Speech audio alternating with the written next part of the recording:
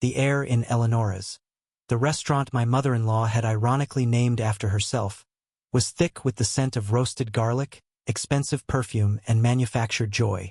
It was Eleanor's 70th birthday, a milestone that demanded a performance of familial bliss, and we were all playing our parts to perfection. My husband, Liam, sat beside me, a solid, reassuring presence. Or so I thought. To anyone watching, we were the picture of a perfect couple. He, with his effortlessly tailored suit that emphasized his broad shoulders, a charming smile that had once made my knees weak, and the kind of easy confidence that came from a lifetime of privilege. And me, Clara, in a silk dress the color of a twilight sky, my hair professionally styled, a placid smile pasted on my face.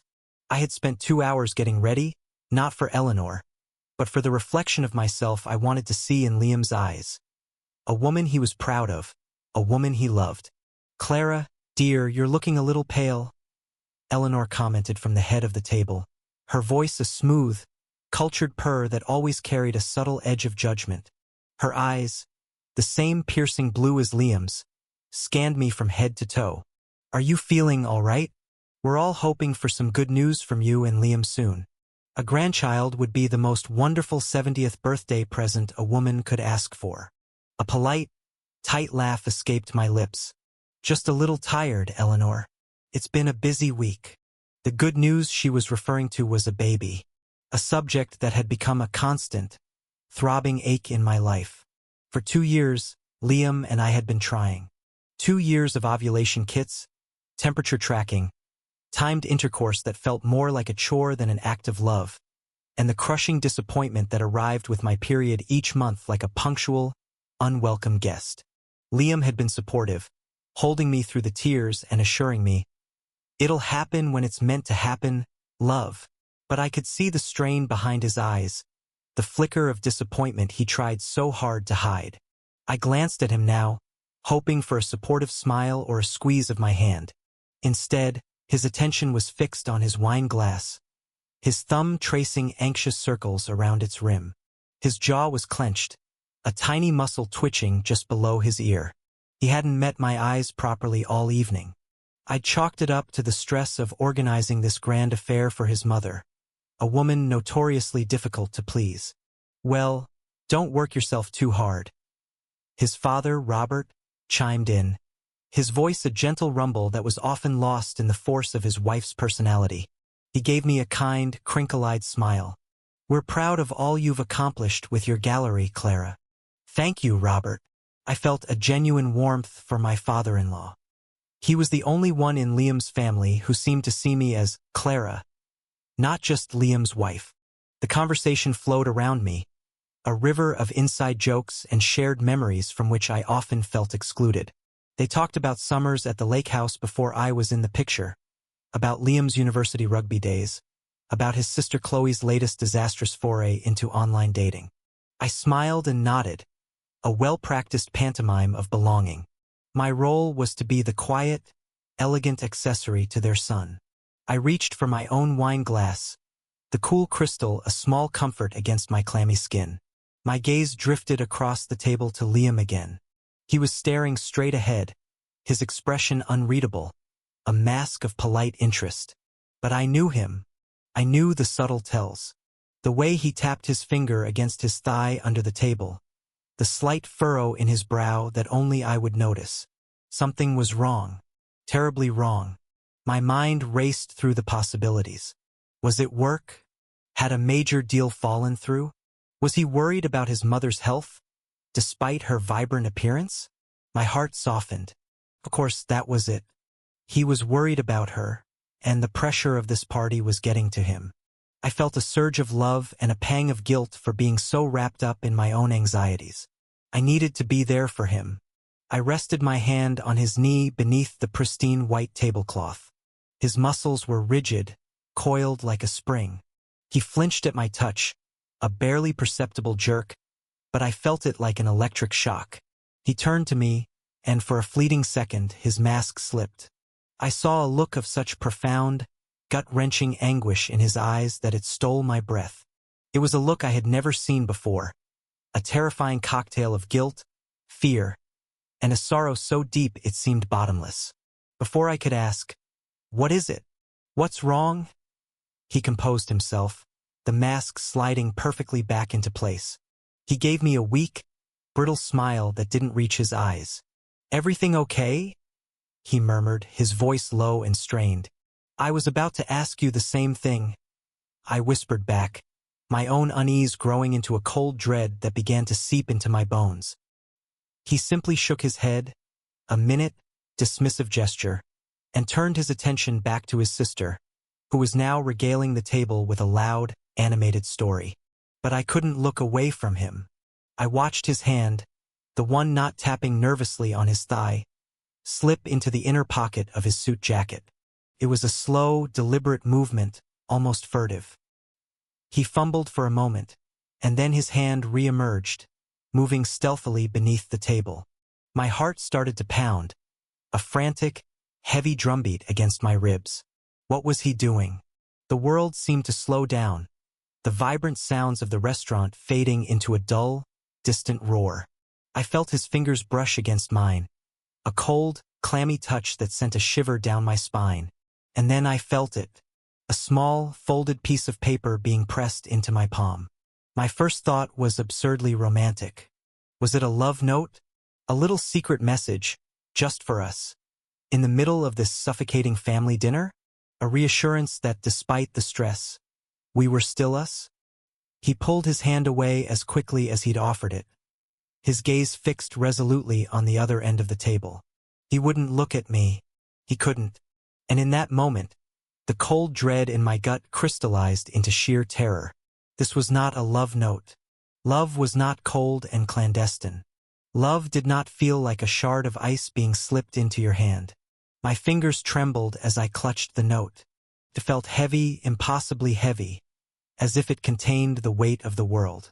The tablecloth provided a shield, a thin, flimsy barrier between my private world, which was about to detonate, and the public facade of the dinner party. I kept my head up, my smile frozen on my face, my eyes fixed on some indeterminate point over Chloe's shoulder. I could feel Eleanor's gaze on me again, sharp and inquisitive. I couldn't falter. Not yet. Slowly, carefully, I worked the note open in my lap, my movements hidden by the drape of the linen. The paper was crisp, expensive stationery, the kind Liam kept in his office desk. The anticipation was a physical pain, a sharp, twisting knot in my stomach. I told myself I was overreacting, that it was probably something simple. I need to step outside for a call. Or, I forgot to confirm the car. Something mundane. Something normal. I angled the paper just enough to catch the dim, ambient light from the chandelier overhead. My eyes, blurry with unshed tears of anxiety, struggled to focus on the familiar, elegant script. Liam's handwriting. The same handwriting that had filled the pages of the beautiful leather-bound journal he'd given me on our first anniversary, with 100 reasons why he loved me. There were only 7 words on the note. 7 simple words that took a second to read but a lifetime to comprehend. 7 words that cleaved my life into 2 distinct halves, the blissful ignorant before, and the shattered, desolate after. I opened the note under the table, and what I read completely destroyed me. Sarah's pregnant. I'm leaving you. I'm sorry. What he wrote shattered my heart instantly. The world didn't just stop. It imploded. The air was sucked from my lungs, leaving a vacuum of pure, silent agony. The sounds of the restaurant, the clinking of cutlery, the murmur of conversation, Chloe's boisterous laughter, it all crashed back in on me. But it was distorted, monstrous, like hearing the world from the bottom of a deep, dark well. Sarah. Not just a nameless, faceless woman. Sarah. My best friend since we were nervous, awkward freshmen in college. The maid of honor at my wedding. The godmother to a child we never had. Sarah, who had held my hand through my father's illness. Sarah, who I had cried with just last month over a negative pregnancy test. Her arms wrapped around me as she whispered, "Don't worry, see. It'll be your turn soon." I know it. The betrayal was a physical entity. It had claws and teeth, and it was tearing me apart from the inside out. It was a venom spreading through my veins, hot and fast, paralyzing me. Liam and Sarah, the two people in the world I trusted most, the two pillars of my life, and they had crumbled to dust in a single silent moment. My gaze lifted from the damning piece of paper in my lap and found Liam. I was looking at a stranger.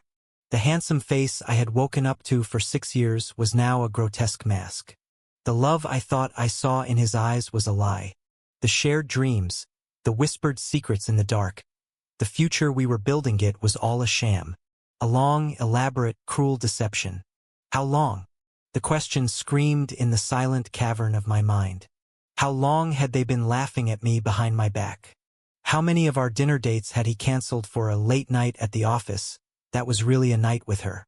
How many times had I confided in Sarah about my marital frustrations, my deepest insecurities, only for her to use them as a roadmap to my husband's bed?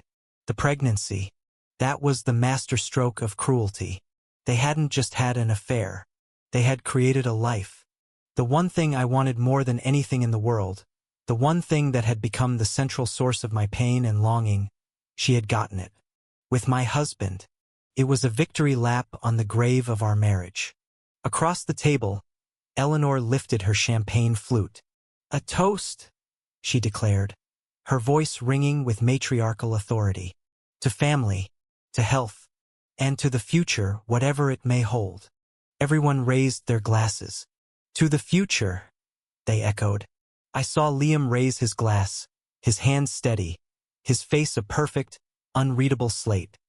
He even dared to glance at me, a flicker of something, pity, regret, in his eyes before he looked away. The hypocrisy was breathtaking. He was toasting to a future that he had just systematically, brutally annihilated for me. My own hand, holding my wine glass, was shaking so violently that the red liquid sloshed against the crystal. I had to get out. I had to escape this gilded cage, this theater of lies. If I stayed here a second longer, I would either shatter into a million pieces or I would stand up and scream until my lungs bled. With a strength I didn't know I possessed, I placed my glass back on the table with a soft click. I folded the note, the sharp creases a mirror of the new, harsh lines of my reality, and clutched it in my fist. The paper cut into my palm. "If you'll excuse me," I said, my voice a strange, hoarse whisper that was barely my own. "I'm not feeling well." Every head turned towards me. I could feel the weight of their collective gaze. Concern on Robert's face. Annoyance on Eleanor Asai was ruining her perfect party. Confusion on Chloe's. And on Liam's face, a flash of pure, undisguised panic. This wasn't part of his cowardly plan. He had expected me to sit there, to absorb the blow, to play my part until the curtain fell. He had expected me to swallow my agony and let him have his neat, tidy exit. "Clara, what's wrong?" he asked, his voice laced with false concern that made my stomach roil with nausea. He made a move to stand up, to help me. "Don't touch me," I hissed, the words low and venomous, intended only for him. The look on his face told me he heard, and he understood. He froze, his hand hovering in the air between us. I pushed my chair back, the legs scraping harshly against the polished floor, a discordant sound in the symphony of civility. I stood up on unsteady legs, my purse clutched in one hand, the note of destruction in the other. "Clara, dear, you look like you've seen a ghost," Eleanor said, her brow furrowed. "Oh, I thought with a terrifying, hysterical clarity. I've seen the ghost of my marriage, the ghost of my friendships, the ghost of my future. I just need some fresh air," I managed to say, turning my back on them all, on the life that was no longer mine, on the man who was a stranger. I walked away from the table, each step an monumental effort of will. I could feel their eyes on my back, a physical pressure. I didn't look back. If I looked back, I would break. I walked through the opulent dining room, past tables of laughing, happy people whose lives were still intact. The maitre d' rushed forward to open the heavy oak door for me. "Is everything all right, madam?" he asked, his face a mask of professional concern. I couldn't answer. I just stumbled past him and out into the cold night air. The city sounds the blare of a distant siren. The rumble of traffic, the chatter of pedestrians, hit me like a physical blow. The cool air was a shock against my hot, tear-streaked face. I hadn't even realized I was crying. I leaned against the cold brick wall of the restaurant, gasping for breath, my body racked with silent, convulsive sobs. My knuckles were white as I clutched the note. I opened my hand and looked at it again under the dim glow of a street lamp, the words mocking me. Sarah's pregnant. I'm leaving you. I'm sorry. He was sorry. The final, pathetic insult. Sorry for destroying my world with a quiet, cowardly note slipped to me under the table at his mother's birthday dinner. I stood there on the cold pavement, the elegant restaurant behind me a warm, golden blur of a life I no longer had access to. I was an exile, banished from my own life by 7 apathetic words on a piece of paper. Everything had changed. Everything was gone. And in the vast, echoing emptiness of my shattered heart, a single, terrifying question began to form. What now? The city at night was a brutal assault on the senses. Car horns blared, neon signs bled lurid colors onto the wet pavement, and the anonymous, jostling crowds seemed to mock my singular, all-consuming grief. I walked without direction, my silk dress and thin coat no match for the biting wind that whipped down the concrete canyons. The cold was a welcome distraction, a physical pain to ground me in the swirling chaos of my mind. The note was still clutched in my fist, a talisman of my ruin. Couldn't go home. Home was a 4-bedroom colonial we had bought 2 years ago, chosen for its good school district and the big backyard where our future children would play. Now it was just a house, a museum of a dead marriage, filled with relics of a life that was a lie. Every photograph on the wall, every piece of furniture we'd picked out together, every book on the shelf, it was all tainted, part of an elaborate stage set for a play in which I was the unwitting fool. My phone buzzed in my purse. Liam. Of course. Another buzz. And another. He was probably panicking, his carefully orchestrated, cowardly exit going awry. He'd wanted to get home and find me weeping on the couch, ready for his speech of hollow apologies and pathetic justifications. He didn't want a scene. Men like Liam never wanted a scene. They wanted to dismantle your life with the quiet efficiency of a bomb disposal unit, leaving you to deal with the shrapnel alone. I let it buzz, the vibrations of phantom touch against my hip. An hour passed, or maybe it was a lifetime. I found myself standing in front of a sterile, brightly lit hotel lobby. Anonymity, that's what I needed. A place where I was no one, where the walls held no memories, where the bedsheets hadn't been shared with a man who was building a family with my best friend. I walked in, my face a numb mask, and booked a room with a credit card I knew was in my name only. Up in the silent, beige room on the 17th floor, I finally allowed myself to fall apart. I slid down the back of the door and sobbed, a raw, guttural sound of an animal caught in a trap. The pain was immense, a physical weight pressing down on my chest, making it impossible to breathe. It wasn't just the loss of Liam. It was the obliteration of my past. My entire reality had been rewritten without my consent. My mind, a cruel tormentor, began the work of forensic archaeology, digging through the layers of my memory, searching for the truth that had been buried beneath years of deception. I was no longer looking at memories. I was examining evidence. A ski trip to Vermont 6 months ago. Sarah had joined us. I thought it was wonderful, the 3 of us, a perfect little trio. I remembered one evening. I'd gone to bed early with a headache. Liam and Sarah had stayed up, drinking whiskey by the fire. "We'll be quiet," Liam had whispered, kissing my forehead. I remembered waking up hours later, the space beside me in the bed still cold. I'd found them in the living room, sitting a little too close, their laughter a little too low. When they saw me, they sprang apart. "Just catching up," Sarah had said, her smile bright and brittle. At the time, I'd thought nothing of it. Now, the memory was sordid, ugly. I saw the guilt on their faces, the shared secret that hung in the air between them. A business dinner 2 months back. Liam had insisted I come. It's important you're there, see? You're my secret weapon. Halfway through the dinner, Sarah had shown up, claiming she was meeting a friend at the same restaurant. What a coincidence. She'd pulled up a chair, charming Liam's clients, her hand resting casually on his arm as she laughed at one of his jokes. I had felt a flicker of something tiny, possessive spark. I dismissed it as my own insecurity. How could I be jealous of Sarah? Now I saw it for what it was. An audacious public display of their affair, right under my nose. They were testing the limits, getting a thrill from the danger. The phone calls, the texts. Just a work thing, he'd say, turning his phone over when a message came through. Oh, it's just Sarah. She's having another crisis with that guy she's dating.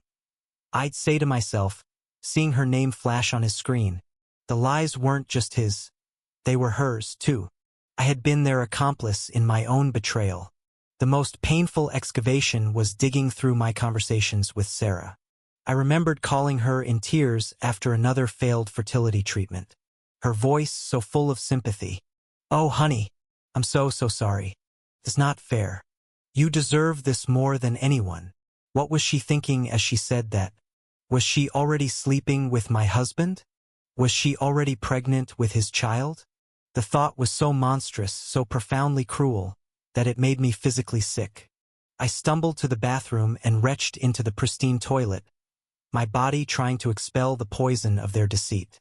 I splashed cold water on my face and looked at my reflection in the mirror. The stranger stared back. Her eyes were red and swollen, her face pale and blotchy, her mascara smeared into dark rivers down her cheeks. The woman who had left for dinner tonight, the hopeful, loving, trusting wife, was gone forever. This new woman, this hollowed-out shell, was someone I didn't recognize. My phone buzzed again. This time I answered it. I needed to hear his voice. I needed to hear the lies from his own mouth. Clara? Oh my God. Clara, where are you? I was so worried. His voice was a performance of concern. Worried. My own voice was cold, flat, devoid of all emotion. Were you worried when you were sleeping with my best friend? Were you worried when she told you she was pregnant? Or were you just worried that your neat little plan to ruin my life at your mother's birthday party didn't go as smoothly as you'd hoped? There was a long silence on the other end of the line. I could hear his sharp intake of breath. Clara, I can explain, he finally stammered. Can you? I asked, a bitter, humorless laugh escaping my lips. Please, Liam, explain it to me. Explain the timeline. I'm doing a little archaeology here, and I'm finding all sorts of interesting artifacts. When did it start? After the ski trip? Before? How many times did I cry on her shoulder about us? While you were waiting for her in my bed? It wasn't like that, he said, his voice weak, pathetic. It happened. We were both struggling. Struggling. The word ignited a white-hot rage in me, burning away the numbness. We were struggling, Liam. We were supposed to be a team. You don't solve a struggle by betraying the one person on your team. And what was she struggling with? An overwhelming desire to destroy my life. She understands me, he mumbled, and those 3 words were more painful than anything on the note. It was the classic, pathetic excuse of a cheating husband. She understands you, I repeated, my voice dripping with contempt. Of course she does. I'm sure you shared all of our problems with her. All my fears, my insecurities. Did you tell her how I cried when the last IVF cycle failed? Did you two have a good laugh about that? No, of course not. Clara, I never wanted to hurt you. You didn't want to hurt me? I was practically screaming into the phone now, pacing the small hotel room like a caged animal. You didn't want to hurt me, so you had a long-term affair with my best friend, got her pregnant with the child you knew I was desperate for, and then you told me by slipping me a note like a coward while your mother toasted to the future? What exactly would hurting me look like, Liam? What does the next level of cruelty entail? Do you set my house on fire? He was silent again, defeated. There was nothing he could say. There were no excuses that could ever justify the depth of this betrayal. I'm sorry, he finally whispered. The same useless, insulting word from the note. No, you're not, I said, my voice suddenly calm, the rage receding into a chilling, resolute emptiness. You're not sorry you did it. You're just sorry you got caught. You're sorry I didn't take it quietly. You're sorry I'm not making this easy for you. I continued, the words flowing out of me with a terrible clarity. I want you to do one thing for me, Liam. I want you to go home, to our home, and I want you to pack a bag. And then I want you to pack another bag. With all of your things. Every suit, every book, every last photograph of your lying face. I will have a moving company there in the morning to collect it. You are not to enter that house again. My lawyer will be in touch with you tomorrow regarding the divorce proceedings. Clara, wait. Can we please just talk about this? He pleaded, desperation coloring his tone. There's nothing to talk about. You wrote it all down. Remember? Sarah's pregnant. I'm leaving you. You made your choice. Now live with it. Before he could respond, I ended the call. I blocked his number. Then, with trembling fingers, I found Sarah's contact. I stared at her picture, the two of us, grinning, arms slung around each other on a beach, the sun setting behind us. A memory that was now an epitaph. I blocked her number, too. I deleted their pictures, their messages, their entire existence from my digital life. A brutal but necessary amputation. The silence that followed was absolute. The threads were cut. The bridges were burned. I was alone, adrift on a vast, dark ocean. The grief was still there, a monstrous beast lurking in the depths. But now, there was something else, too. A tiny, fragile seedling of something that felt like resolve. I had survived the initial blast. I was standing in the rubble, covered in ash and wounds, but I was standing. He had expected me to crumble, to become a victim of his narrative. But his cowardice had given me an unexpected gift. It had shown me his true character, so starkly and so brutally, that there was no room for doubt, no space for the kind of self-blame that so often follows a breakup. This was not my fault. This was not about my failings. This was about his weakness, his deceit, and his cruelty.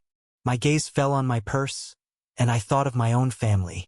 My sister, Hannah. She lived 3 states away, but her love was unconditional, her loyalty absolute. She was the antithesis of Sarah. I picked up the phone, my fingers hovering over her name. It was late, but she would answer. She would always answer. I took a deep, shuddering breath.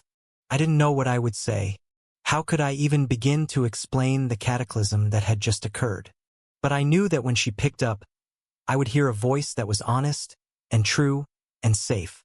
Looking back at my reflection in the dark hotel window, I saw the ghost of the woman I used to be, superimposed over the glittering, indifferent city skyline. She was gone.